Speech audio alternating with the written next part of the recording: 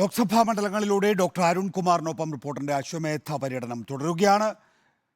ഇന്ന് അശ്വമേധം പത്തനംതിട്ട മണ്ഡലത്തിലെ വോട്ടർമാർക്കൊപ്പമായിരുന്നു. കാണാം അശ്വമേധ കാഴ്ചകൾ പത്തനംതിട്ടയിൽ നിന്നും. ഇതോടുകൂടി ബ്രേക്കിംഗ് അവേഴ്സ് അവസാനിക്കും.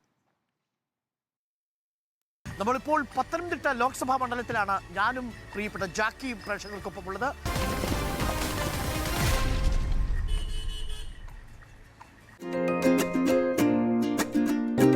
നമ്മൾ ആരെ തേടി വന്നോ അദ്ദേഹം നമ്മുടെ മുന്നിലേക്ക് എത്തുകയാണ്. അനിൽ കെ ആന്റണി. ഹലോ അനിൽ ആന്റണി. കുതിര ഒരിക്കലെങ്കിലും ഓടിച്ചവർക്ക് കുതിരയെ കാണുമ്പോൾ ഒരു പ്രത്യേക സോഫ്റ്റ്നെസ് അല്ലേ? 3 ചലഞ്ചുകളുണ്ട്. ഒന്ന്, അന്തരീക്ഷത്തിന്റെ ചൂട്. അത് ഏകദേശം ഒരു 38-39 ഡിഗ്രി സെൽഷ്യസ് ഉണ്ട്. നമ്പർ 2, തെരഞ്ഞെടുപ്പിന്റെ ചൂട്. ഒപ്പുറത്ത് മത്സരിക്കുന്ന തോമസ് ഐസക്കും സിറ്റിംഗ് എം പി, 3 തവണ സിറ്റിംഗ് എം പി ആന്റണി. മൂന്നാമത്തത് ഈ വാർത്തയുടെ ഒരു സമ്മർദ്ദം. ഈ 3 ഏറ്റവും കടുത്ത വെല്ലുവിളി ഏതാണ്?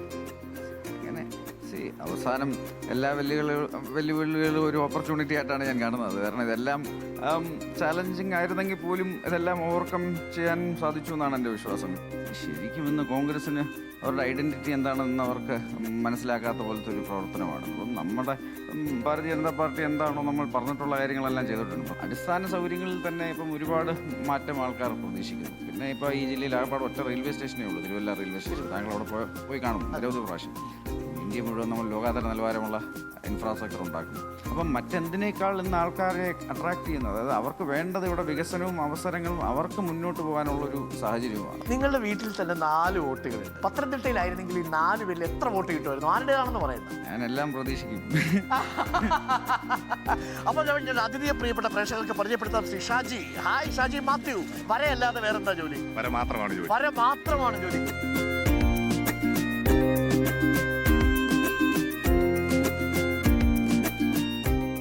തിരുവനന്തപുരത്തിൽ UDF സ്ഥാനാർത്ഥി ശശി തരൂരിനെ 1-ൽ നിന്ന് വരച്ചിരിക്കുകയാണ് ഷാജി മാത്യു.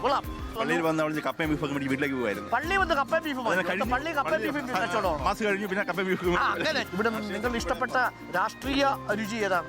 ലെഫ്റ്റും UDF തമ്മിലാണ് മത്സരം. ഒരു യോഗ്യത ഇല്ലാത്ത സ്റ്റാൻഫോർഡിൽ പഠിക്കാനുള്ള യോഗ്യതയില്ല. പ്രതിരോധ മന്ത്രിയുടെ കെയർ ഓഫിൽ പോയത്, അല്ലാതെ അയാളുടെ കഴിവുകൊണ്ട് പോയതല്ല. നമുക്കത് പറയാനൊക്കത്തില്ല. ഇവർ 3 പേരുടെ വർക്ക് നമ്മൾ ചെയ്യുന്നുണ്ട്. രാഷ്ട്രീയ പാർട്ടിക്കാരുടെ പന്തൽ കിട്ടണമെങ്കിൽ ഏതെങ്കിലും ഒരു രാഷ്ട്രീയ പാർട്ടി ഗണിച്ചോട്ടെന്ന് പറയാൻ പറ്റത്തില്ല. അതല്ലേ കാര്യം? ബിസിനസ് ആണ് മുഖ്യം. മുകിലേ കാണാനഴകുള്ള മാണിക്കുയിലേ, കാടാറുമാസം കഴിഞ്ഞില്ലേ. അപ്പോഴേ എങ്ങനെയുണ്ട്?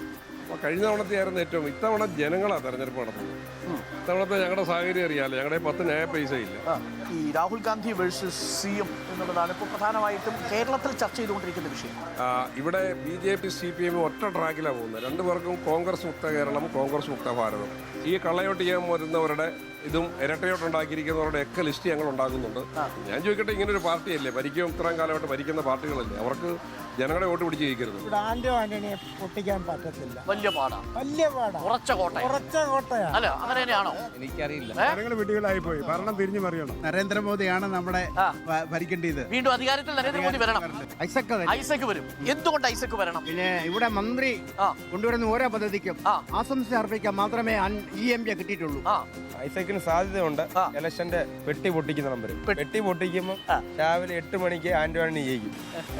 അതിലെ കോൺഗ്രസോ കമ്മ്യൂണിസ്റ്റോ ആയിരിക്കും ജയിക്കുക അല്ലേ? അങ്ങനെ ആസ്വദിച്ച് ചെയ്യാൻ പറ്റുന്ന ഒരു ജോലിയാണോ? നമുക്ക് ഏത് ജോലി ചെയ്താലും ആത്മാർത്ഥയോടെ ചെയ്യുമ്പോൾ അതിന് ആസ്വാദ്യതയുണ്ട്. അത് ചെരുപ്പ് കുത്തുന്ന ഒരു ജോലിയാണെങ്കിൽ അതിനകത്തൊരു ആത്മാർത്ഥത, ഒരു കലയും ഒക്കെ. അത് ഒരു ജോലിയല്ലേ? ആണ്.